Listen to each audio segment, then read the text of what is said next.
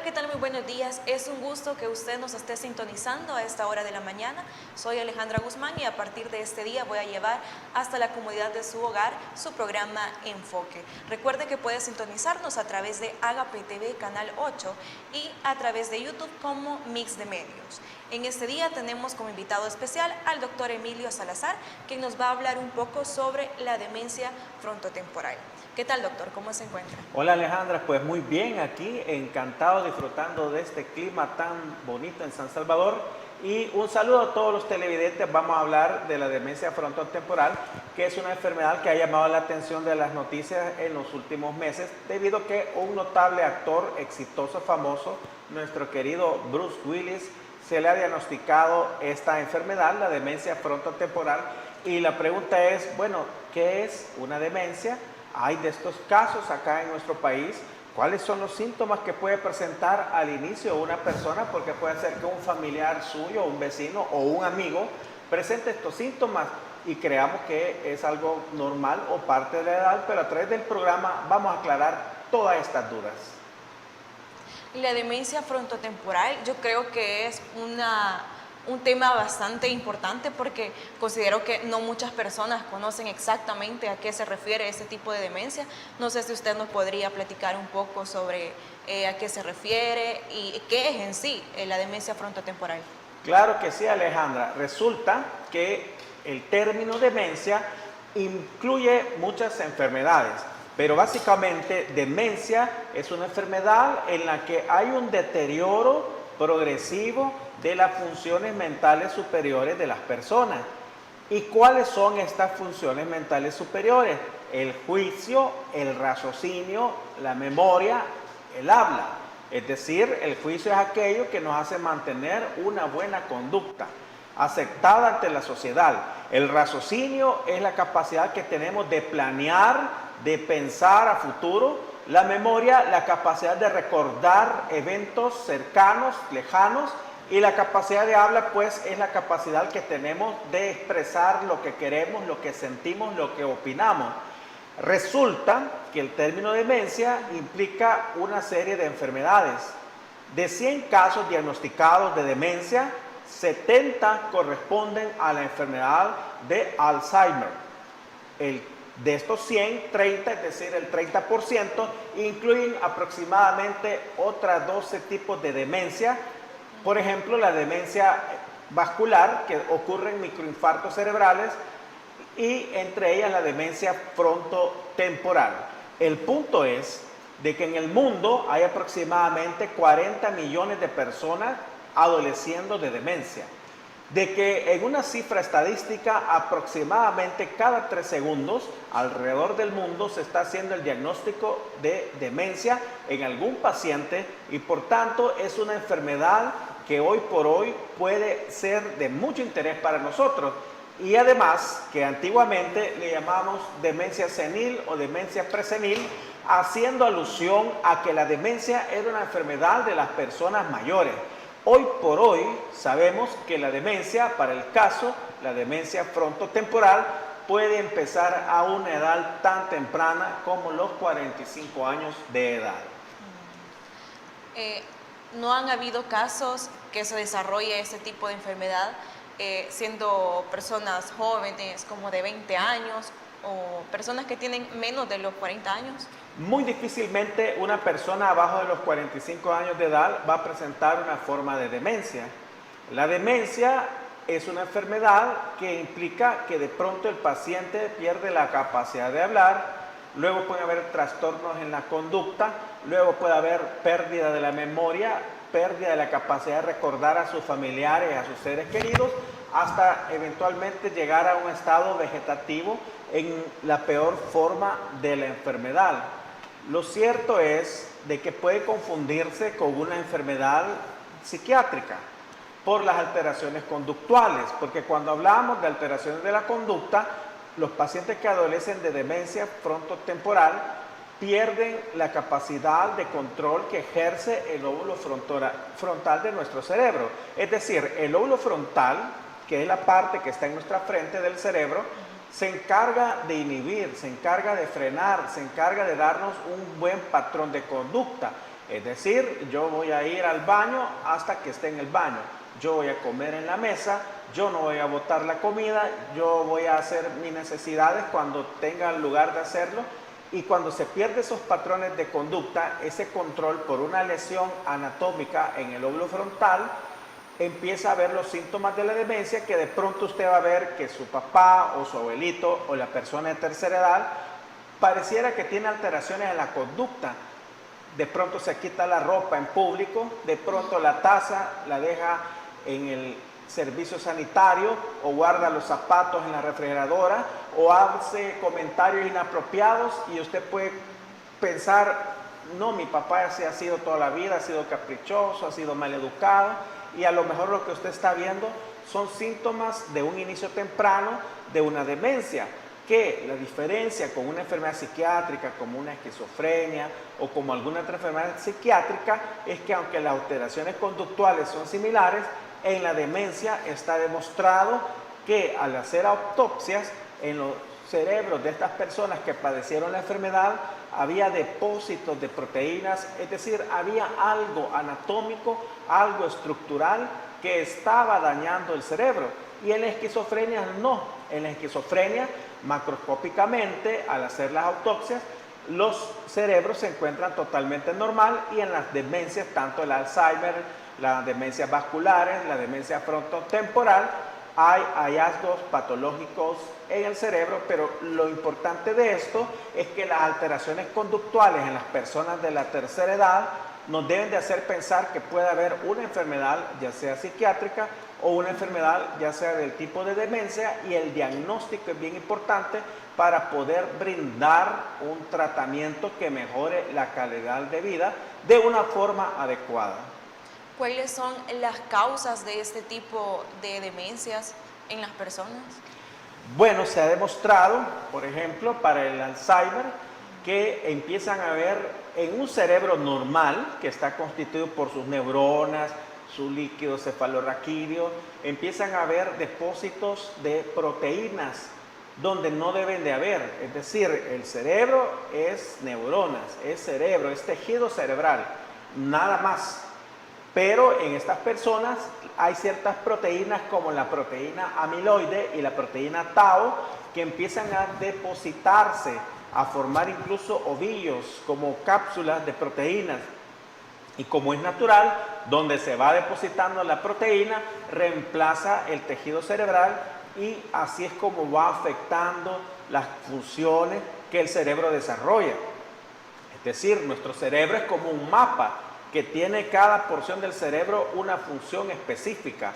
Por aquí está el habla, por aquí está la vista, por otro lado la motricidad, y en la medida que se van depositando estas proteínas anormales, como la proteína amiloide y tau, van afectando la función cerebral. Ahora, ¿de qué depende esto? Hay factores modificables y factores que no podemos modificar. Los factores que no podemos modificar son dos. Uno es la expresión genética de la enfermedad, y dos, la herencia, que son dos cosas bien diferentes.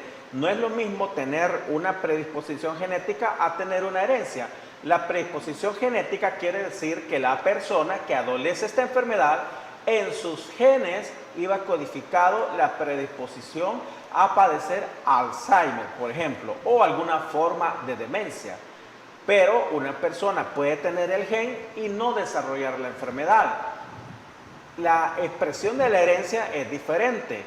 Eso quiere decir que una persona que tiene demencia, a lo mejor su papá, su abuelito o alguien más en la familia padeció la enfermedad y la heredó.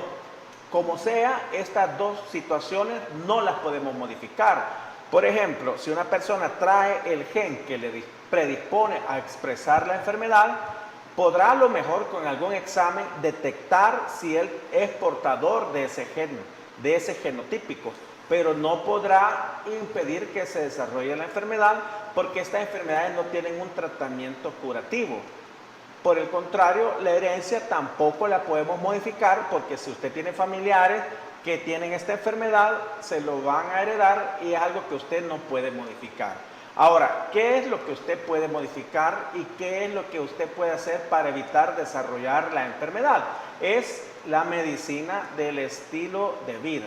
La medicina del estilo de vida habla de que si usted tiene un estilo de vida saludable, puede prevenir la aparición de demencia, de estas enfermedades neurodegenerativas.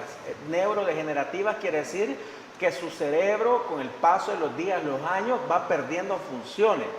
¿Qué implica esto? Eliminar el consumo de alcohol, eliminar el consumo de tabaco, una dieta saludable rica en frutas y verduras, sin alimentos procesados, disminuir la cantidad de grasas saturadas, que son las que vienen de origen animal, y aumentar la ingesta de grasas insaturadas, que son las que provienen de origen vegetal, como la canola, la oliva, y hacer ejercicio, eliminar la vida sedentaria y un adecuado sueño reparador de al menos 8 horas todos los días.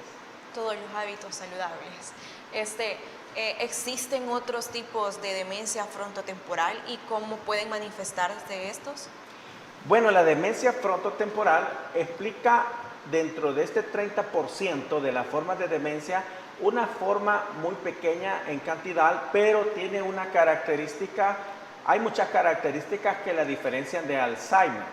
Y una de ellas es que la demencia frontotemporal puede iniciar tan pronto como los 45 años de edad. Alzheimer puede empezar a esa edad, pero no es lo habitual.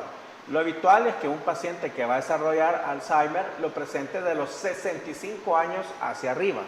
Ahora bien, tomando este caso de este actor en particular, hace un año se le diagnosticó afasia primaria y hasta un año después ya se le dio el diagnóstico definitivo de demencia frontotemporal. ¿Qué quiere decir esto? Que diagnosticar una enfermedad en un paciente es difícil. Imagínense si a ellos les demoró un año con todos los especialistas, con toda la tecnología, ¿cuánto más nos puede demorar a nosotros si no conocemos de esta enfermedad y si no consultamos oportunamente? Pero para explicar en qué consiste esto, la afasia frontotemporal, la afasia primaria que se le diagnosticó, quiere decir que en la fase inicial el paciente tiene todo su pensamiento totalmente íntegro. Es decir, él sabe si tiene hambre, él sabe si tiene frío, si tiene dolor, sabe qué día está, dónde está, quiénes son las personas que le rodean, pero no puede transmitir ese pensamiento hacia la voz articulada. Es decir, él tiene hambre, pero no puede decir tengo hambre. Él puede saber que estamos en el 2023, pero usted le pregunta en qué año está y él no puede articular, no puede pronunciar 2023 ni lo puede escribir. A eso le llamamos afasia. Los síntomas que puede presentar un paciente en esta forma particular de demencia frontotemporal implica que primero va perdiendo paulatinamente la capacidad de expresar palabras, como que de pronto su familiar le diga quiero decir algo y usted se da cuenta que no le puede pronunciar y quizás minutos después él logra hacerlo. Esa sería la manifestación inicial de la dificultad de la afasia. Luego puede progresar a una alteración, le llamamos en la semántica. Como pueden ver, estos son cambios bien sutiles. Por ejemplo, estamos hablando en un momento de un partido de fútbol y su paciente se sale por completo del tema. Estamos hablando de fútbol y él de pronto habla del almuerzo, súbitamente. Ese es un cambio en la semántica, en la dirección de la conversación.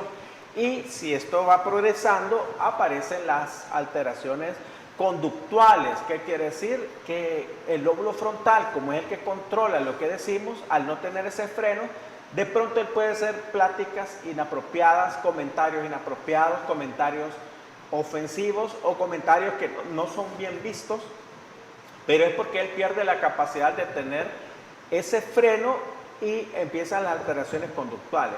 A medida va progresando, empieza a haber una sensación de pérdida de memoria, de olvido. Los pacientes pueden ir, por ejemplo, manejando un vehículo y de pronto tener la sensación de que no saben dónde están, de dónde venían, para dónde van, o sentirse perdidos y hacer, si pueden, una llamada y decir, me encuentro perdido, no sé dónde estoy, no recuerdo a dónde voy, y esa ya es una forma más avanzada de una demencia frontotemporal.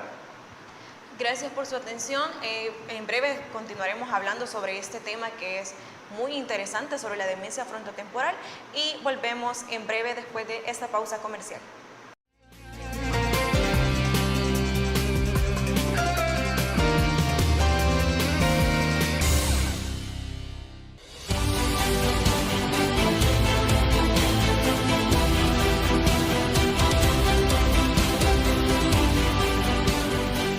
Nuestro compromiso, nuestra pasión, son algunas de las cosas que nos caracterizan como salvadoreños. Farmacia La Buena, la farmacia de todos.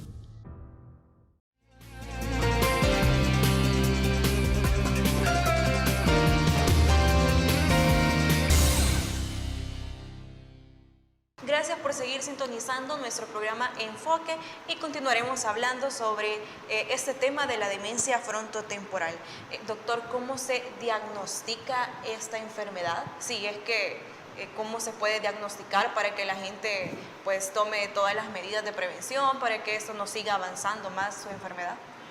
El diagnóstico de esta forma de demencia es bien difícil porque no hay una prueba en sí que sea totalmente diagnóstica y requiere una evaluación neurológica compleja. Hay pruebas incluso de la memoria, pruebas de las funciones mentales superiores que deben realizarse y además tiene que descartarse que no haya otras enfermedades asociadas.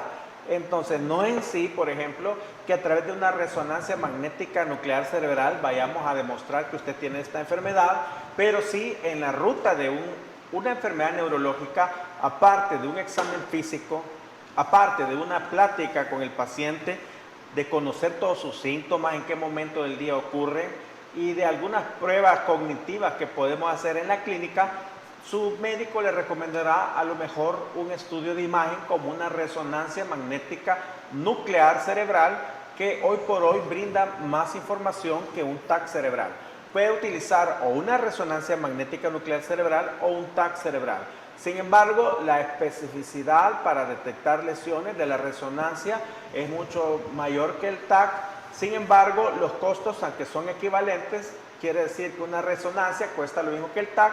La resonancia requiere que el paciente esté en un cilindro, en un tubo, por al menos una hora en un aparato de resonancia que hace ruido. Eso le puede implicar problemas para un paciente que tenga ansiedad, para un paciente que tenga problemas de la conducta o un paciente claustrofóbico. En cambio, el TAC cerebral es un estudio que dura quizás, cuando mucho, 1 minuto en un tubo más abierto, es de más rápida resolución y al valorar los dos beneficios y desventajas de ambos estudios, su médico seleccionará uno u otro que no sirven exactamente para diagnosticar, sino que para descartar, por ejemplo, que usted no tenga un tumor cerebral, que no tenga algún problema de la circulación cerebral, y habiendo descartado todo esto, más todo el examen clínico, podemos ir concluyendo de la mano con los especialistas, particularmente los neurólogos y los psiquiatras, que usted adolece de una forma de demencia y de esta forma brindar un tratamiento oportuno. Ahora, el tratamiento no es un tratamiento que le va a curar, sino que es un tratamiento que le va a ayudar a controlar los síntomas, porque como hemos visto, pueden haber alteraciones de la conducta, los pacientes pueden volverse un poco agresivos en ocasiones y a través del diagnóstico correcto vamos a poder brindar la medicación que necesita para tener bajo control sus síntomas y que la enfermedad progrese de una forma más lenta. ¿Qué debo hacer yo para ayudar a algún familiar o algún amigo que presente este tipo de demencia? Lo primero es hacer un diagnóstico exacto, porque no es lo mismo que usted esté enfrentándose a una enfermedad psiquiátrica, a una forma de demencia o a un tumor cerebral. Una vez tenga el diagnóstico exacto de una forma de demencia, esta es una enfermedad muy cruel. Es una enfermedad muy cruel tanto con el paciente como con el grupo familiar, porque el cuidador de salud de este paciente también merece una especial atención, porque tenemos que entrenarle, tenemos que enseñarle a conocer cómo es la enfermedad, y es difícil para una esposa, por ejemplo, atender a su esposo y darse cuenta que él ya no le recuerda, o darse cuenta que él ya no puede ser capaz de interactuar, no puede ser capaz de decir si tiene dolor abdominal, si tiene frío, si tiene hambre, y poco a poco lo que empieza con una dificultad para articular palabras y que pasa por alteraciones en la conducta, llega progresivamente a un estado de dependencia total. Es decir, al inicio el paciente, aunque hable cosas diferentes a las habituales, él es capaz de ir al baño, él es capaz de bañarse, de hacer sus necesidades, de lavar sus dientes, pero a medida va progresando la enfermedad, va aumentando el nivel de dependencia hasta llegar casi a un estado de parálisis donde no pueden sostenerse en pie, donde no pueden caminar, donde no pueden levantar sus brazos, no pueden lavar sus dientes, no pueden asearse después de hacer sus necesidades, no pueden expresar si tienen hambre, si están llenos, si ya no quieren comida. Y viene la parte más importante, que es los cuidadores, que es la familia y el personal de salud que puede estar en un momento determinado con estos pacientes, que requieren de sus cuidados, de su paciencia, de su amor y sobre todo de la comprensión de lo que es esta enfermedad para entender profesionalmente los cambios de conducta a los que se pueden estar enfrentando. Este tipo de demencia frontotemporal, ¿cómo se puede sobrellevar? Bueno, es una tarea bien dura, bien difícil. Hay actualmente medicamentos. Tenemos una desventaja, y es que los medicamentos que pueden funcionar para Alzheimer no nos van a funcionar plenamente en la demencia frontotemporal, o incluso pueden hacer peor la enfermedad. Pero sí hay una serie de medicamentos que se pueden ocupar según los síntomas que presente el paciente para manejar este tipo de demencia. Y se tienen que crear las condiciones.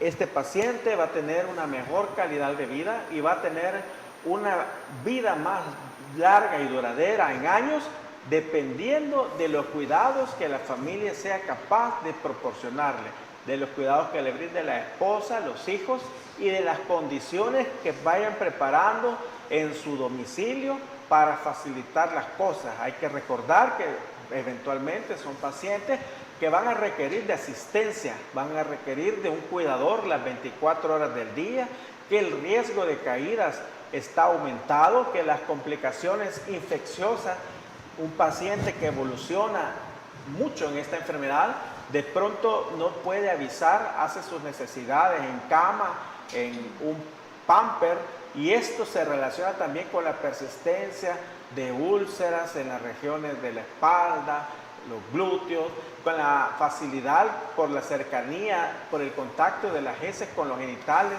sea hombre o mujer, de infecciones de vías urinarias a repetición. A medida va avanzando, como va dañando ciertas estructuras cerebrales, también hay cambios, alteraciones en la capacidad de deglutir sus alimentos. Eventualmente, a medida progresan, les cuesta deglutir, les cuesta tragar y pueden tener problemas de estar con tos después de alimentarse, que lo puede llevar incluso a neumonía por aspiración. Entonces, es una tarea bien importante, tanto tratar al paciente con estas formas de demencia, como tratar y dar una información especial a los cuidadores, que básicamente es la familia que rodea al paciente.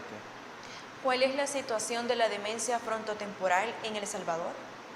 Realmente no hay una estadística que logre cuantificar oficialmente los datos, pero sí hay muchos casos de demencia en nuestro país. Hay muchos casos que incluso no han sido diagnosticados, y no me cabe la menor duda que hay muchos casos que ahorita nuestro amigo televidente que está escuchando, bueno, he escuchado al doctor Emilio Salazar, dirá, y mi papá pues ha presentado estos síntomas, estos signos, y es una enfermedad que puede estar afectando hoy por hoy a cada grupo familiar, y que cada 3 segundos se está diagnosticando un caso de demencia alrededor del mundo. Y por eso, si tiene un familiar que ha presentado estos síntomas, debe consultar a tiempo para descartar o diagnosticar adecuadamente su enfermedad.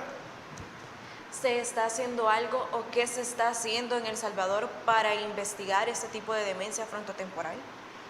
Actualmente no hay investigaciones en curso en El Salvador en el tratamiento, pero sí a nivel mundial Sabemos que no hay hoy por hoy ni para Alzheimer, ni para demencia vascular, ni para la demencia frontotemporal, no hay un medicamento, no existe uno que le impida que desarrolle la enfermedad, un medicamento que le impida que esta enfermedad progrese, y se está haciendo mucho en otros países del primer mundo en la investigación de encontrar un posible medicamento que le pueda ayudar a estos pacientes a detener la progresión de la enfermedad. ¿Qué mensaje le podría dar a usted a esas personas que padecen ese tipo de enfermedad?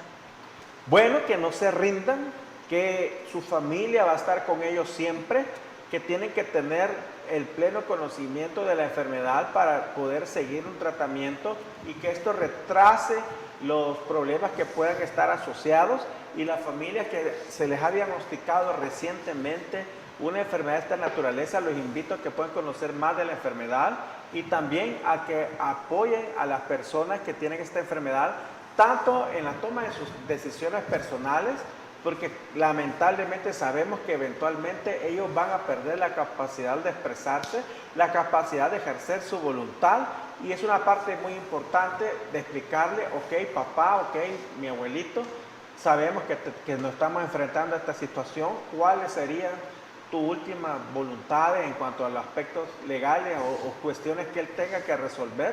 Es importante saber exactamente para dónde quiere él que siga la voluntad, el rumbo de su vida. Preguntas difíciles, preguntas incómodas, pero que hay que hacerlas en el momento que el paciente todavía puede expresar. Por ejemplo, si usted se pone muy grave, desea que reciba reanimación cardiopulmonar, desea ser intubado. Son preguntas difíciles, pero hay que hacerlas.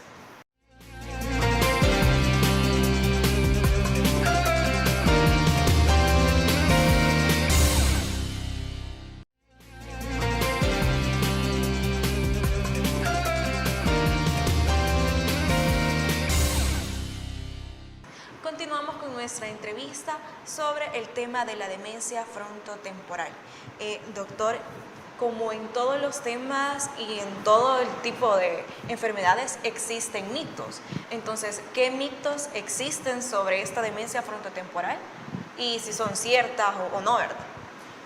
Bueno, básicamente lo que sucede es que muchas veces las personas confundimos los síntomas y pensamos, no, es que mi papá así ha sido siempre mal educado o ha sido así desordenado, cuando vemos los trastornos de la conducta. Y eso es algo que tenemos que evitar. Otra situación es considerar a los pacientes de tercera edad que presentan alteraciones de la conducta o conductas erráticas como pacientes con enfermedades psiquiátricas. Por ejemplo, usted ve a alguien de la tercera edad desvistiéndose en la calle, haciendo sus necesidades. No es que esto justifique estas situaciones, pero a veces no sabemos si estas personas están adoleciendo de una enfermedad y no es solamente una situación de conducta. Y lo otro pues es creer que las enfermedades pues, ok, no tiene cura, entonces ¿para qué lo vamos a tratar? Creer que una enfermedad por no tener cura no tiene tratamiento. El tratamiento, si bien es cierto, no va a curar la enfermedad, sí le va a ayudar a tener una mejor calidad de vida, a controlar los síntomas, y como también pueden presentar periodos de agresividad, le va a ayudar a que no vaya a haber una situación que lamentar con algún miembro de la familia. Como usted bien lo decía, ¿verdad? No existe un medicamento específico para eso, sino que lo que usted recomienda en sí es que se hagan el diagnóstico para saber si en realidad tienen esta enfermedad, o bueno, si tienen alguno de estos aspectos que usted mencionaba, como el que hagan actitudes o actividades extrañas. Lo más importante es tener un buen diagnóstico, porque incluso los médicos nos podemos confundir. Porque un tumor cerebral perfectamente le puede dar alteraciones conductuales. Puede estar un paciente irritable, agresivo, y si lo catalogamos como una demencia, sin hacer un estudio de imagen, puede ser que se nos escape un tumor cerebral. Ahora bien, una enfermedad psiquiátrica, que como lo mencioné, la diferencia de un trastorno psiquiátrico es que no hay una lesión en el cerebro, no hay una lesión en el órgano como tal, pero hay un trastorno de conducta. Sería un error tratar una enfermedad psiquiátrica con un medicamento para la demencia.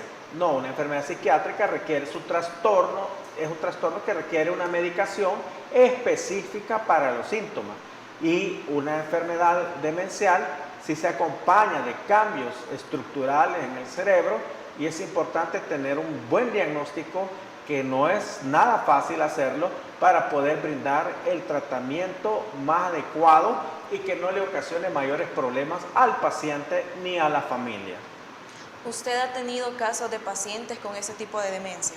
Desafortunadamente sí hemos tenido casos en las etapas más avanzadas donde nos toca pues luchar contra las infecciones, contra preguntas como cómo lo vamos a nutrir, cómo lo vamos a alimentar, cómo vamos a hacer para que los músculos no se atrofien, porque al final de esta enfermedad el paciente no habla, no interactúa, no se mueve, permanece en cama por tiempo prolongado, con todas las complicaciones que puede implicar el encamamiento prolongado, como es la formación de úlceras, las contracturas de los músculos, porque un músculo, un miembro, una extremidad que no se ocupa, se atrofia, el músculo se hace pequeño y se contractura, es decir, se pone como duro y eso puede ocasionar dolor. Como no puede deglutir, puede haber incidencia de neumonías por aspiración, como hay dificultad, al final requieren cuidados como un niño, es decir, si hace sus necesidades hay que limpiarlo por completo, pero eso lleva a que las bacterias pueden entrar por la uretra, hacen infecciones de vías urinarias frecuentemente y bueno, y si a esto le agregamos las enfermedades asociadas que pueda tener, sí requieren al final muchos cuidados médicos, de enfermería y de sus familiares para pues mantener su salud dentro de lo que sea posible en un buen estado y con las mínimas complicaciones. ¿Qué tan difícil es para usted como doctor el que le den como señales de que un paciente tiene ese tipo de demencias? Las enfermedades se pueden confundir, pero la entrevista clínica personal, es decir, la plática con el paciente, con la familia, con los cuidadores, explorar todos los síntomas en detalle, en qué momento ocurre el olvido, hacer ciertas pruebas de las funciones mentales superiores a través de un examen mental que hacemos en la clínica, complementado con un adecuado examen físico, los signos vitales, la presión arterial, nos orienta en un 90% al diagnóstico.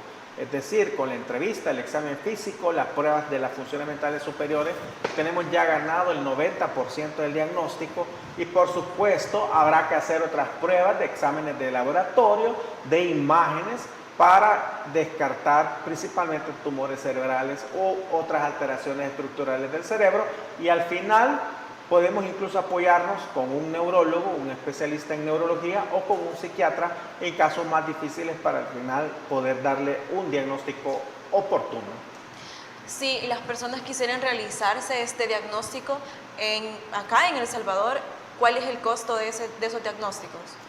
Bueno, puede agendar una consulta con su médico de cabecera, con su especialista, y allí le va a decir más o menos cuánto vale una consulta de esta naturaleza y los estudios como la tomografía, una resonancia magnética nuclear, anda el costo aproximado entre $300 y $400 en la mayoría de los centros que disponen de estos dispositivos para poder hacer estos estudios de imágenes.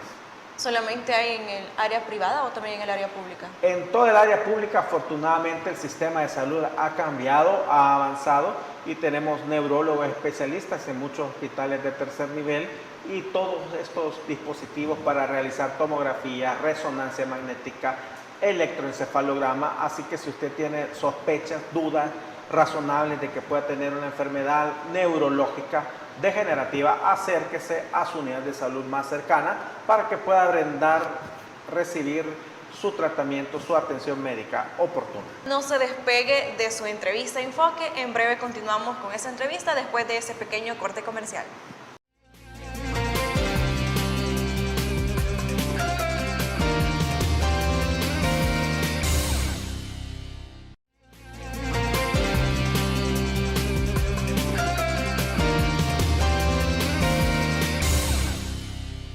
Gracias por seguir en sintonía de Agape TV Canal 8 y de Mix de Medios en YouTube. ¿Cómo la familia puede sobrellevar ese tipo de demencias? Ya no tratándose, ¿verdad?, del paciente, la persona que padece esto, sino la familia. ¿Qué puede hacer la familia para ayudarlo? Requiere mucha fortaleza, requiere mucho amor y mucha comprensión de la enfermedad, apoyo psicológico y apoyo de muchas especialidades médicas para brindar el mejor tratamiento dependiendo del estadio de su enfermedad. Pero particularmente en la etapa final va a requerir fisioterapia, nutricionistas, infectólogos, una serie de médicos y de personal de enfermería que también le puede ayudar para optimizar los cuidados.